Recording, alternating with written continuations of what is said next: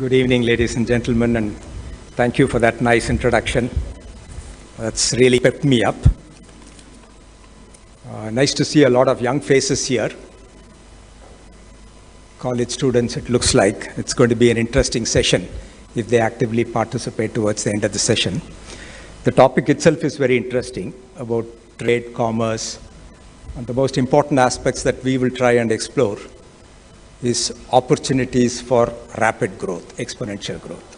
It's more about opportunities, but let's see where these opportunities are, what is it that we have to do in all those to grab those opportunities, and so on. First, let's start with trade. At the highest level, trade is about we import certain goods and then we export certain other goods.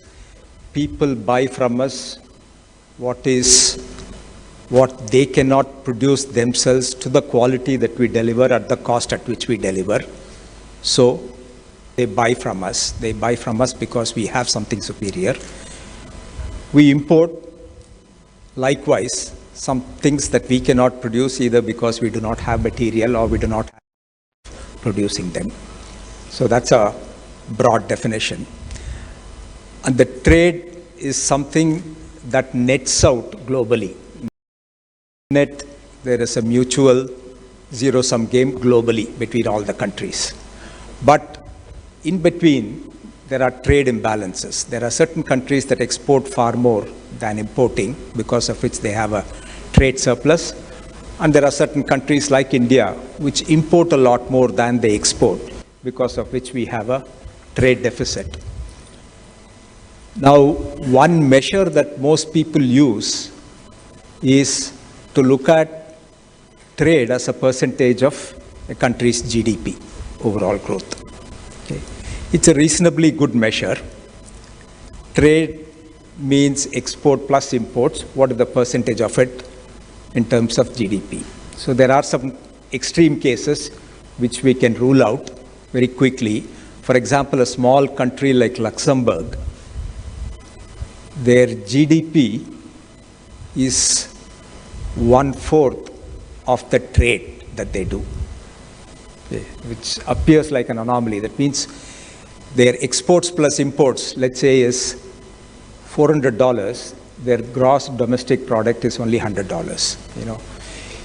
It's not an anomaly. It's something that happens in a number of other countries too, but not to the extent that it happens in small countries.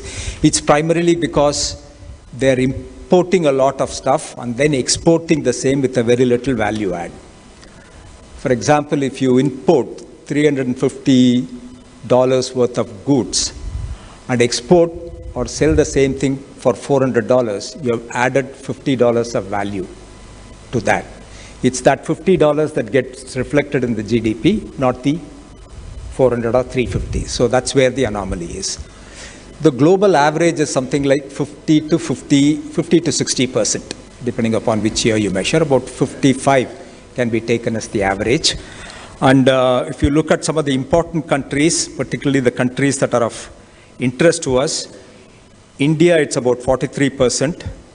China, it's about 38%. Trade is about 38% of the GDP. And the United States of America, it's about 27%. Okay. Our exports appears large, 43%, because of two factors. We export a lot of refined oil, petroleum products. We import a lot of crude, and we have perhaps the largest refinery complex in the world, because of which we are able to refine them at a low cost and we export it. So trade appears high. There, the value addition is reasonable, but the greatest value addition is gems and jewelry. We import a lot of raw uncut diamonds and add tremendous amount of value, and that goes out. So these are the import cost is high, but the export also is very, very high. Pure exports, where we uniquely add value, are very few. Services, of course. Services is something that we, for example, IT export, software export, or financial services export. Very little raw material that we need to import. It's the brain power that we use to create that export. So anything that we do in the services area contributes positively overall to the economy. That's one aspect that we will have to keep in mind in terms of greater value addition. Even if we import a lot, but if we add a lot more value, then the economy benefits and it leads to job creation. The best example is if you import cotton and export fabric or cotton yarn, very little value add. But using the same cotton that you've imported, if you can make apparel, you have added greater value, profits will be higher, created greater opportunity for people, created employment, and the GDP will improve. And if you brand those apparels and create a brand that is unique that people go by, you get into the premium segment where you can price your brand appropriately, and that's probably the best form, lowest form of import and the highest export in terms of value. So that's broadly where we are. Should we be happy about the 43%? We are okay in the median. Should not be very happy about it because we import a lot of raw materials. If we take out the bulk of the raw materials, only take the value addition, it's only between 20 and 22%. So there is a huge opportunity for us to export. Export in areas where we have a comparative advantage. We'll explore some of those opportunities that are there. So export orientation or increasing our export is one way of creating more jobs, creating opportunities for people, improving the GDP, and thereby improving the per capita income. So if the trade is only 43%, or if it's half and half, 22, the remaining 78% of the GDP comes from our consumption. We have a country, large number of people, so we consume a lot of goods, agricultural products, food, textiles, housing, material, television sets, electronics, so many things that we consume. If we produce a lot of it ourselves, then that leads to job creation, overall GDP growth. If you have to import many of them, then that's a drain. Okay. At this point in time, we can be reasonably comfortable that we are producing very many things that we consume here. So sometimes we also get bracketed as a consumption-based economy because of the population, number one, and we produce a lot of things that we consume internally. Thanks to the indigenization program or import substitution program that we were running in the 50s and 60s, we have become a lot more self-reliant as far as the consumption and the production of consumables within the country is concerned. There are a couple of areas where we have problems like electronics, where we don't produce enough, we seem to be importing. That's a problem area, and so we'll explore as to how we can look at bridging the gap there and what are the opportunities. So the point is, as far as the growth is concerned, we have to export a lot more value-added items.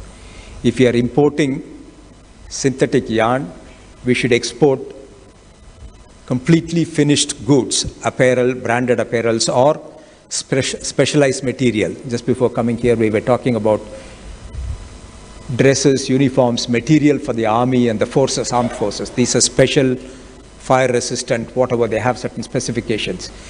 If we are manufacturing it for our soldiers and our armed forces, is there an opportunity for us to export it to other countries? One example. So export opportunities is something that we have to look at constantly. And the other one is increasing the consumption locally, trying to substitute whatever we import, particularly in the electronics area, so that we can cultivate that. So once we have done that, we can look at what are the areas that we want to focus on, invest in, and where are the opportunities. Okay. I'd like to look at it in two broad segments.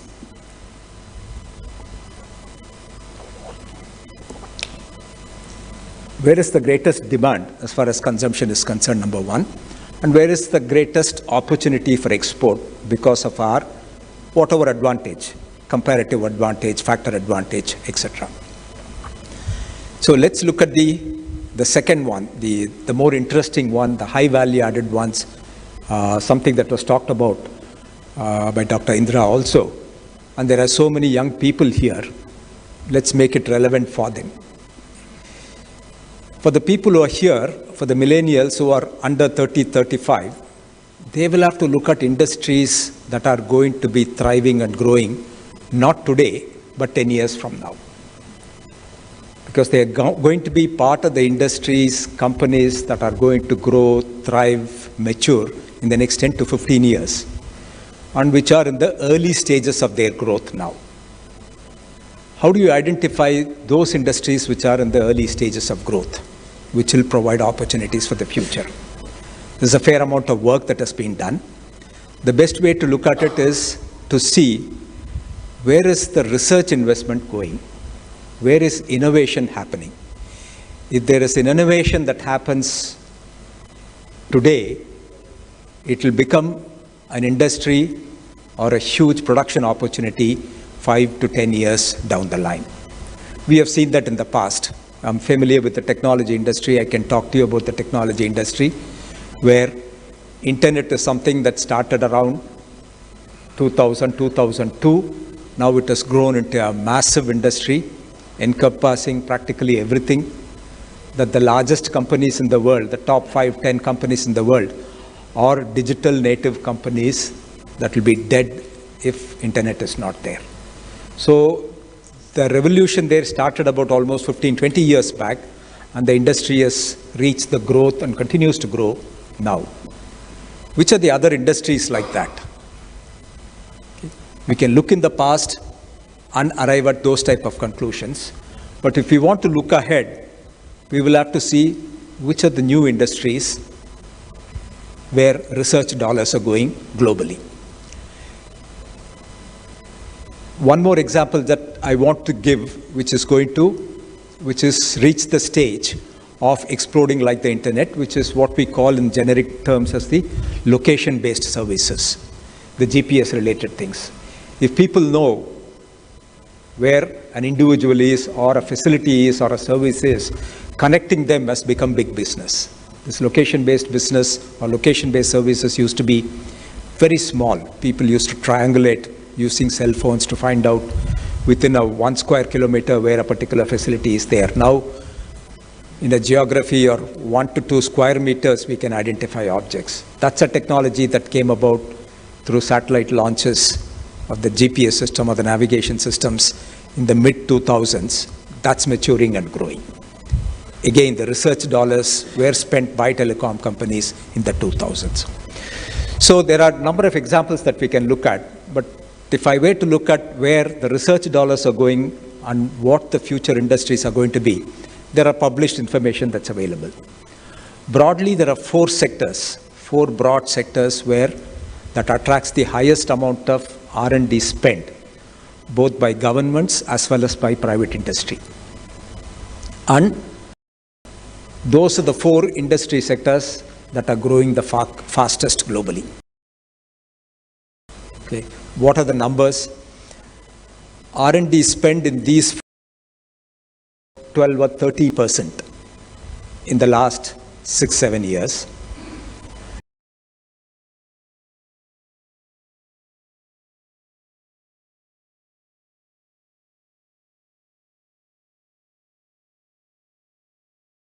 So 20% of the global GDP will be controlled by these 4 sectors.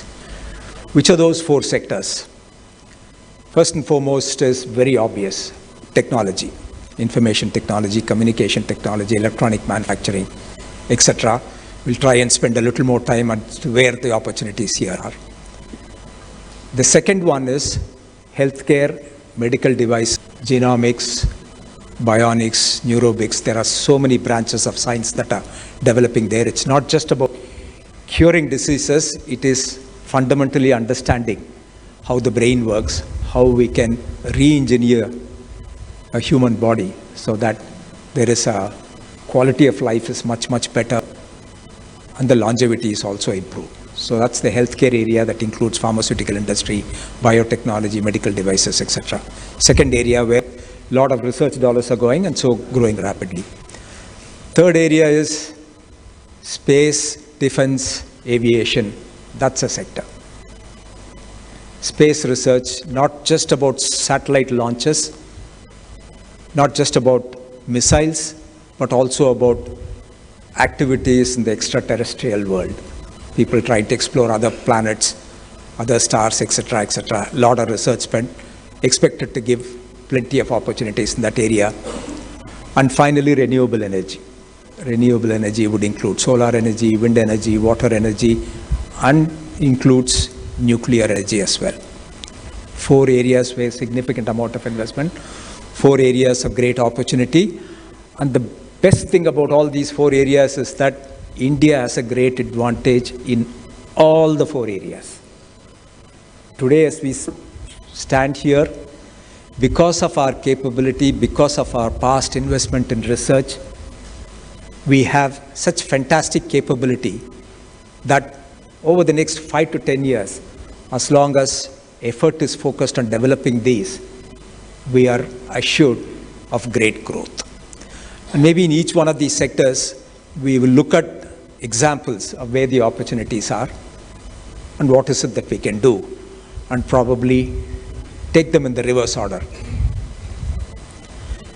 Renewable energy.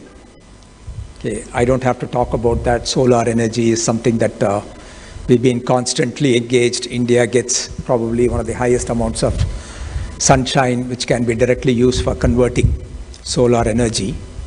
Some of the statistics you might have read, the amount of solar or the solar energy that hits the surface of the earth in 1 month is sufficient to power the entire earth for a period of 1 year. That's the power, that's the amount of energy that's available, which is something that we need to harness. So the ways of harnessing are several. One such example is, the biggest challenge there is not about generating or converting that solar energy or wind energy. It's about storing that energy. Storage devices, etc., while they have come a long way in terms of batteries, the batteries and cells, there is still a lot of research that can be done, where again, we stand to gain because the materials are changing. It's almost a level playing field. Okay. The lead-acid batteries are practically gone. Lithium-ion batteries are there. They are newer material that are being experimented with, which can be used not just in small devices like cell phones, etc., but in automobiles, power generating stations, etc. So there are a number of technologies that have been developed in India that have been licensed to companies in India.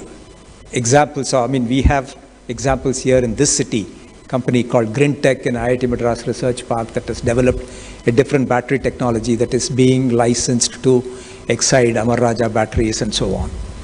So that's an area that is going to develop rapidly. And what is it that we can do? Individuals, entrepreneurs, we will have to invest, understand that space, and then start creating facilities and production facilities to tap that opportunity. You're not going to get any help from the government. We have depended on the government for several years. We need them, but for innovation in these new areas, we have to get started. So electric vehicles, battery manufacturing, etc., is something that there is a great deal of opportunity, whether it's charging stations or swappable batteries. We probably need both. That's one area.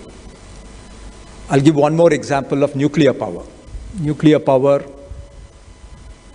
we are one of the world leaders. We are probably among the top 5 or 6 countries in the world that knows how to harness this nuclear energy efficiently, both for power generation as well as for strategic purposes. And the reason why countries sign the 123 agreement or the nuclear suppliers group are interested to talk to us is because, one, we have the technological capability to manage it effectively, and 2, we have acted in a very, very responsible manner.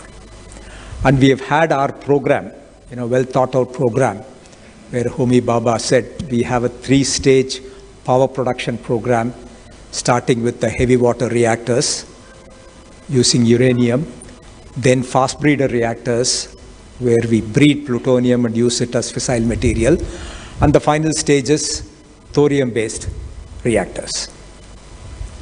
3rd stage, I think we are more or less there. The first one, of course, is we are very successful pressurized heavy water reactors. We are probably the number one in the world. We have very many of them. We can provide that technology to other countries. Fast breeder reactors, we have had some challenges, but we can say that that's something that we have cracked or will very soon crack. Kalpakkam is one example where we have a fast breeder reactor. But thorium technology is something that has come of age.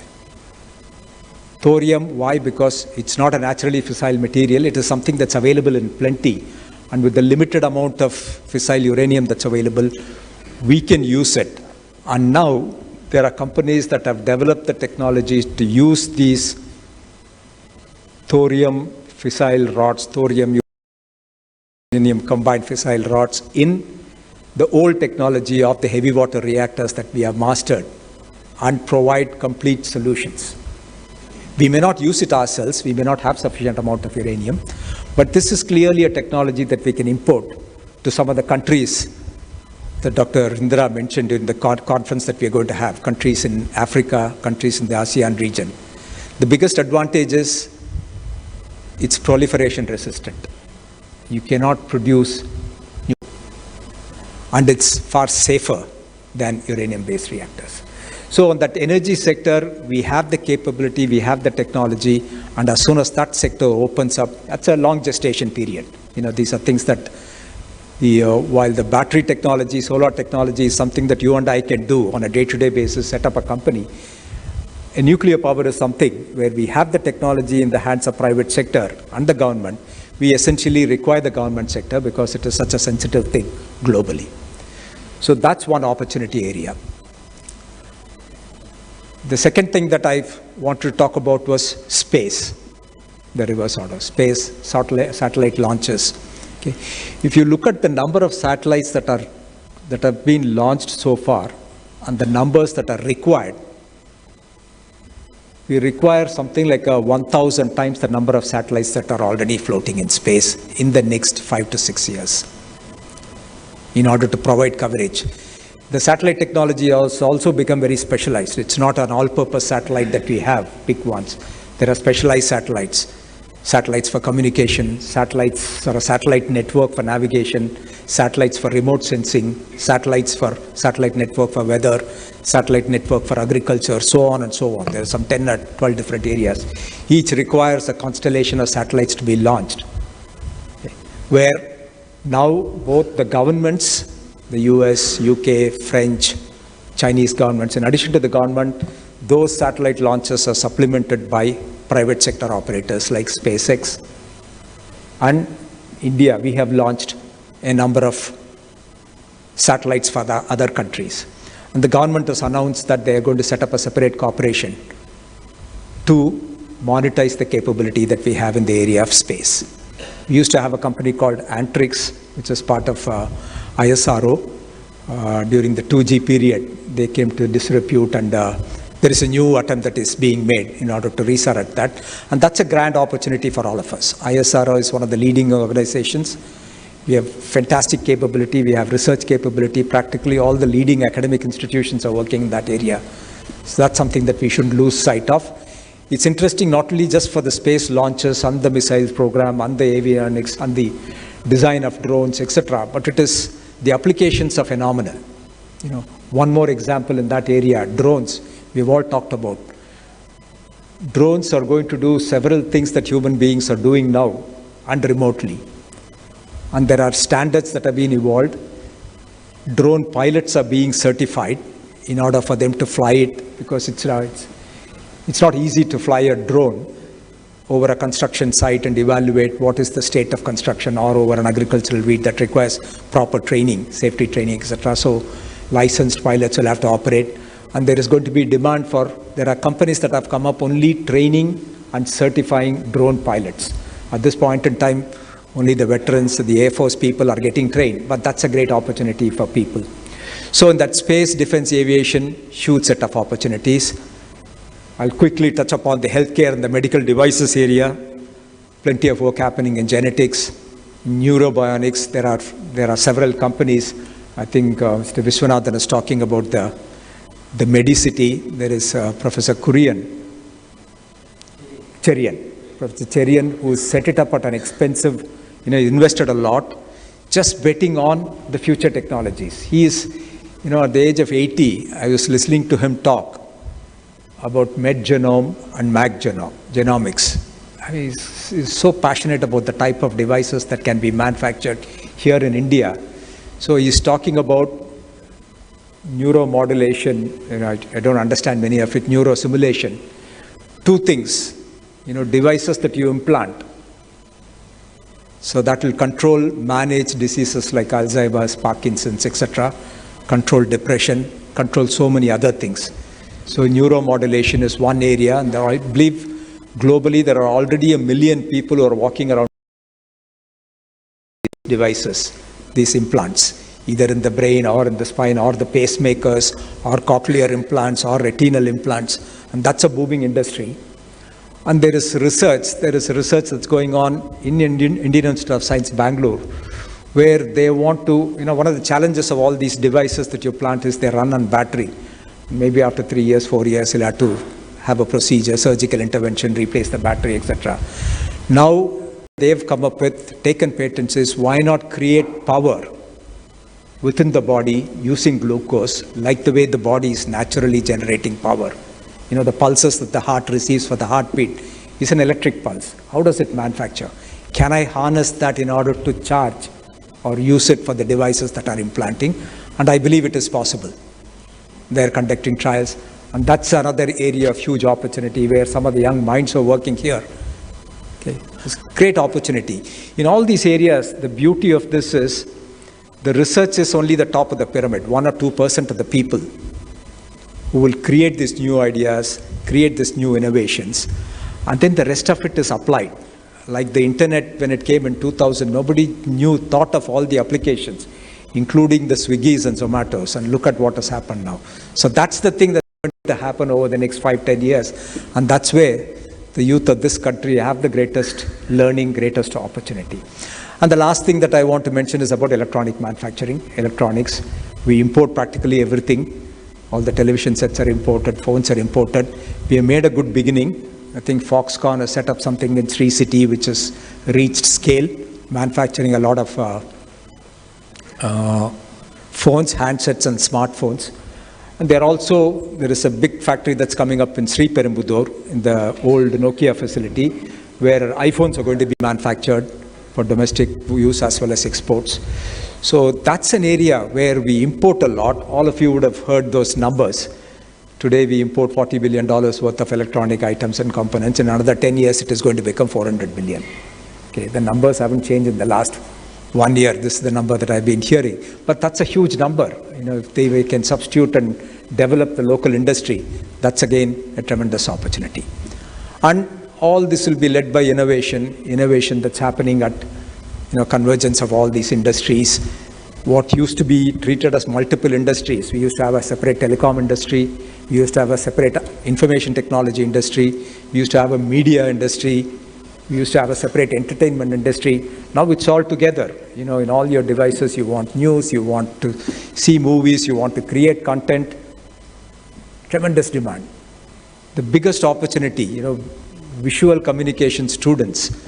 I was in Madurai, in one of the colleges there for that convocation. They have visual communication. The visual communication students were the first one to get placed entirely out of that batch, because there's so much of content that is getting created, so much of work that is required to be done in the social media. So as industries and small industries integrate, at the convergence of those, there is plenty of innovation where there are tremendous opportunities for all the people. Now, many of these do not require a large amount of investment.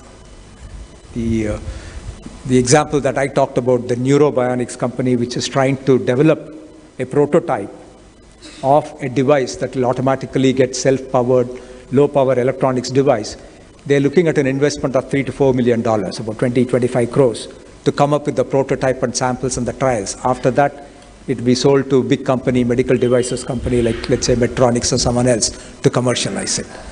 So the point that I'm trying to make is each one of us, whether we are part of a small industry or part of a big group, this is a great time for us to invest in some of these new areas and new technologies, so that in 7 to 8 years, we will have a fantastic and a flourishing economy.